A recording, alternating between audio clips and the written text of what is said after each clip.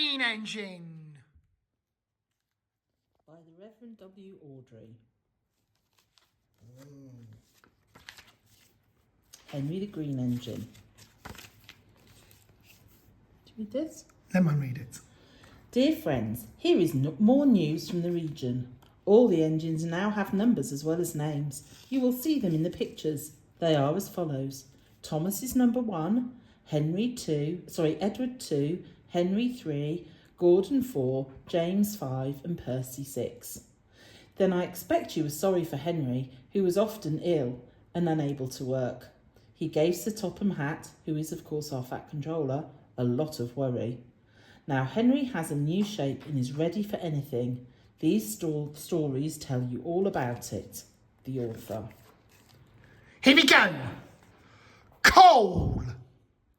I suffer dreadfully and no one cares. Rubbish, Henry, snorted James. You don't work hard enough. Henry was bigger than James but smaller than Gordon. Sometimes he could pull trains, sometimes he had no strength at all. The Fat Controller spoke to him too. You are too expensive, Henry. You have had lots of new parts and new paint too, but they've done you no good.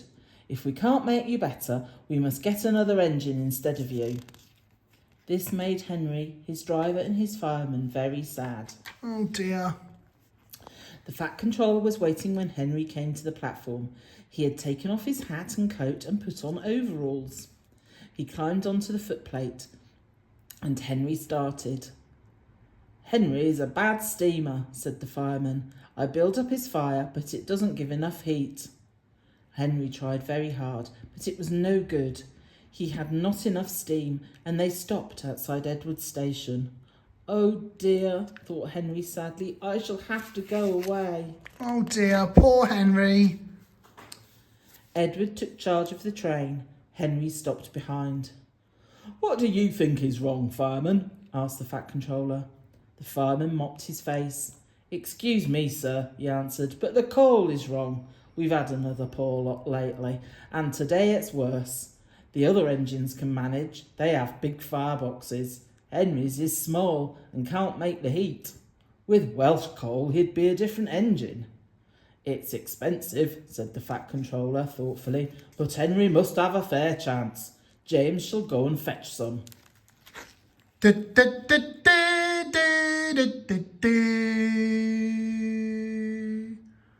When the Welsh coal came, Henry's driver and fireman were excited. Now we'll show them, Henry, old fellow. They carefully oiled all his joints and polished his brass till it shone like gold. His fire had already been lit, so the fireman made it carefully. He put large lumps of coal like a wall around the outside. Then he covered the glowing middle part with smaller lumps. You're spoiling my fire, complained Henry. Wait and see, said the fireman. We'll have a roaring fire just when we want it. He was right. When Henry reached the platform, the water was boiling nicely, and he had to let off steam to show how happy he was. He made such a noise that the Fat Controller came out to see him. How are you, Henry? Beep, beep, beep, whistled Henry. I feel fine. Have you a good fire, driver? Never better, sir, and plenty of steam. No record breaking, warned the Fat Controller, smiling. Don't push him too hard. Henry won't need pushing, sir. I'll have to hold him back. Henry had a lovely day. He had never felt so well in his life. He wanted to go fast, but his driver wouldn't let him. Steady, old fellow, he would say. There's plenty of time. They arrived early at the junction. Where have you been, lazybones? Asked Henry when Thomas puffed in. I can't wait for dawdling tank engines like you. Goodbye. Whoosh, said Thomas to Annie and Clarabelle as Henry disappeared. Have you ever seen anything like it? Both Annie and Clarabelle agreed that they never had. The Flying Kipper! My favourite. Yes! Lots of ships use the harbour at the big station by the sea. The passenger ships have spotless paint and shining brass. Other ships, though smaller and dirtier, are important too. They take coal, machinery and other things abroad and bring back meat, timber and things we need. Fishing boats also come there. They unload their fish onto the quay.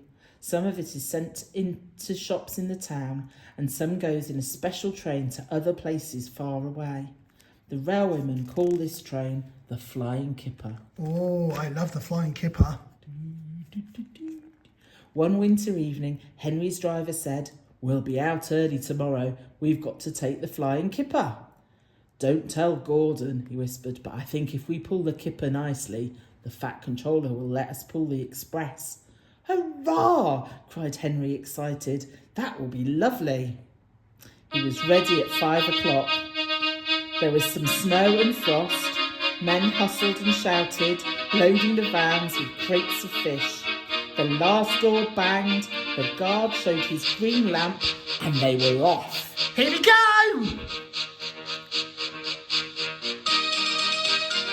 Come on, don't be silly, puffed Henry to the vans as his wheels slipped on the icy rails. The vans shuddered and groaned. Chock, trick, all right, they answered grudgingly. That is better, puffed Henry more happily as the train began to gather speed. Thick clouds of smoke and steam poured from his funnel into the cold air, and when his fireman put on more coal, the fire's light shone brightly on the snow around. Hurry, panted Henry. They whooshed under bridges and clattered through stations, green signal lights showing as they passed. They were going well. The light grew better and a yellow signal appeared ahead. Distant signal up, thought Henry. Caution. His driver, shutting off steam, prepared to stop, but the home signal was down. All clear, Henry. Away we go. They couldn't know the points from the main line into a siding were frozen and that the signal had been set at danger and a fall of snow had forced it down. Oh no! A goods train waited in the siding to let the Flying Kipper pass. The driver and fireman were drinking cocoa in the brake van. The guard pulled out his watch. "The Kipper is due," he said. "Who cares?" said the fireman. "This is good cocoa." The driver got up. "Come on, fireman, back to our engine." "Hey," the fireman grumbled, "I haven't finished my cocoa yet." A sudden crash, the brake van broke, the three men shot in the air like Jack-in-the-Box and landed in the snow outside. Henry's driver and fireman jumped clear before the crash. The fireman fell headfirst into a heap of snow. He kicked so hard that the driver couldn't pull him out. Henry sprawled on his side. He looked surprised. The goods train fireman waved his empty mug. "You clumsy great engine, the best cup of cocoa I've ever had, and you bumped into me and spilled it all." "Never mind your cocoa, fireman," laughed his driver. "Run and telephone the breakdown gang." The gang soon cleared the line, but they had hard work lifting Henry onto the rails. The Fat Controller came to see him. "The signal was down, sir," said Henry nervously. "Cheer up, Henry, it wasn't your fault. Ice and snow caused the accident. I'm sending you to Crewe. It's a fine place for sick engines. They'll give you a new shape and a larger firebox. Then you'll feel a different engine and won't need special coal anymore. Won't that be nice?" "Yes, sir," said Henry doubtfully. Henry liked being at Crewe, but was glad to come home. A crowd of people waited to see him arrive in his new shape. He looked so splendid and strong that they gave him 3 cheers. "Peep, peep, pitty, peep. Thank you very much," he whistled happily. "I am sorry to say that a lot of little boys are often late for school because they wait to see Henry go by. They often see him pulling the express, and he does it so well that Gordon is jealous. But that is another story." Gordon's whistle! Gordon was cross. "Why should Henry have a new shape?" he grumbled. "A shape good enough for me is good enough for him. He goes gallivanting off to Crewe, leaves us to do his work. It's disgraceful. And there's another thing. Henry whistles too much. No respectable engine ever whistles loudly at stations. It isn't wrong, said Gordon, but we just don't do it. Poor Henry didn't feel happy anymore. Oh dear. Never mind, whispered Percy. I'm glad you're home again. I like your whistling. Goodbye, Henry, called Gordon next morning as he left the shed. We are glad to have you with us again, but be sure and remember what I said about whistling. Later on, Henry took a slow train and presently stopped at Edward's station. Hello, Henry, said Edward. You look splendid. I was pleased to hear your happy whistle yesterday. Thank you, Edward, smiled Henry. Shh, can you hear something? Edward listened. Far away, but getting louder and louder, was the sound of an engine's whistle. It sounds like Gordon. It sounds like Gordon, said Edward, and it ought to be Gordon, but Gordon never whistles like that.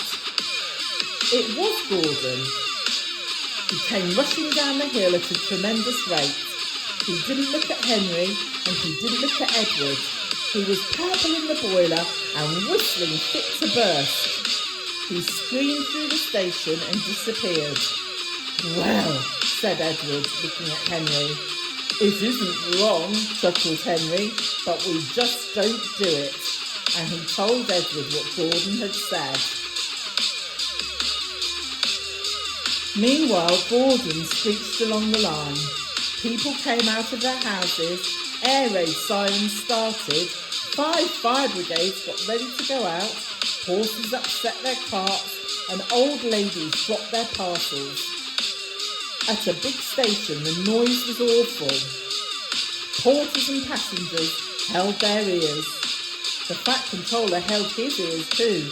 He gave a lot of orders, but no one could hear them, and Gordon went on whistling.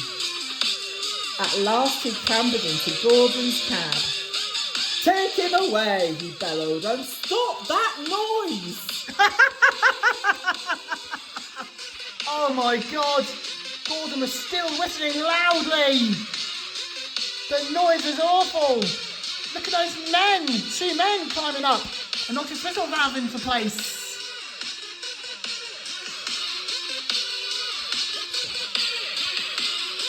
Still whistling, Gordon puffed sadly away. He whistled as he crossed the points. He whistled on the siding. He was still whistling as the last deafened passenger left the station.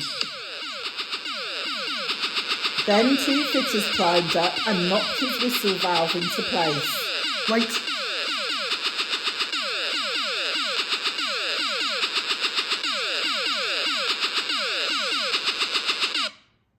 And there was silence. Gordon slunk into the shed. He was glad it was empty. The others came in later. It isn't wrong, murmured Henry to no one in particular, but we just don't do it. No one mentioned whistles. What does it say on the bottom? This story is adapted from one told by Mr. C. Hamilton Ellis in The Trains We Loved. We gratefully acknowledge his permission to use it. Percy and the Trousers. Percy and the Trousers! On cold mornings, Percy often saw workmen wearing scarves. My funnel's cold, my funnel's cold, he would puff. I want a scarf, I want a scarf. Rubbish, Percy, said Henry one day. Engines don't want scarves.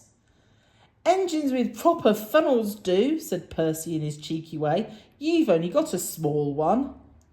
Henry snorted. He was proud of his short, neat funnel. Just then a train came in, and Percy, still puffing, I want a scarf, I want a scarf, went to take the coaches to their siding. His driver always shut off steam just outside the station, and Percy would try to surprise the coaches by coming in as quietly as he could. 2 porters were taking some luggage across the line. They had a big load and were walking backwards to see none of it fell off the trolley. Percy arrived so quietly that the porters didn't hear him until the trolley was on the line. The porters jumped clear, the trolley disappeared with a crunch. Boxes and bags burst in all directions. Oh, groaned Percy and stopped. Sticky streams of red and yellow jam trickled down his face. A top hat hung on his lamp iron. Clothes, hats, boots, shoes, skirts and blouses stuck to his front. A pair of striped trousers cawed lovingly around his funnel. They were grey no longer. Angry passengers looked at their broken trunks. The fat controller seized the top hat. "Mine," he said crossly. "Percy," he shouted, "look at this." "Yes, sir, I am, sir," a muffled voice replied. "My best trousers, too." "Yes, sir, please, sir," said Percy nervously. "I am very cross," said the fat controller.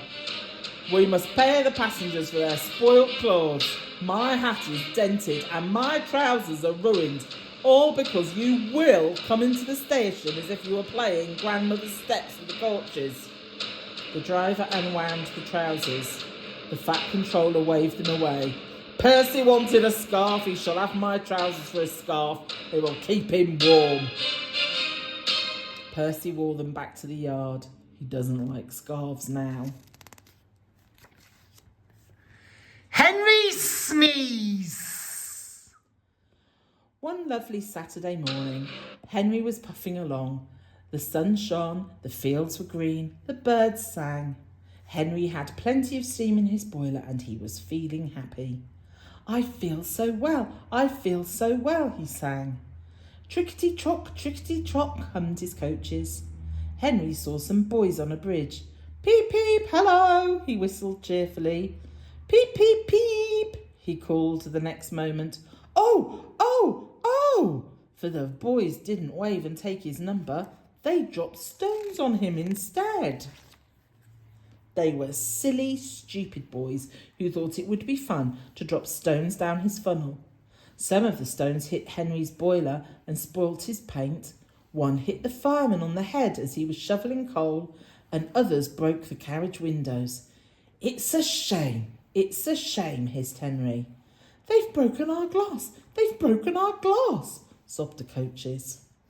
The driver opened the first aid box, bandaged the fireman's head, and planned what he was going to do. They stopped the train and the guard asked if any of the passengers were hurt.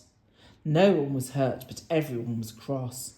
They saw the fireman's bumped head and told him what to do for it, and they looked at Henry's paint. "Call the police," they shouted angrily. "No," said the driver. "Leave it to Henry and me. We'll teach those lads a lesson." "What will you do?" they asked. "Can you keep a secret?" Yes, they all said. "Well then," said the driver, "Henry is going to sneeze at them." "What?" cried all the passengers. The driver laughed.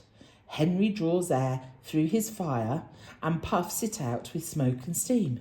When he puffs hard, the air blows ashes from his fire into his smoke box, and these ashes sometimes prevent him puffing properly. When your nose is blocked, you sometimes sneeze, and if Henry's smoke box is blocked, I can make the air and steam blow the ashes out through his funnel. We will do it at the bridge and startle those boys." Henry puffed onto the terminus, where he had a rest. Then he took the train back.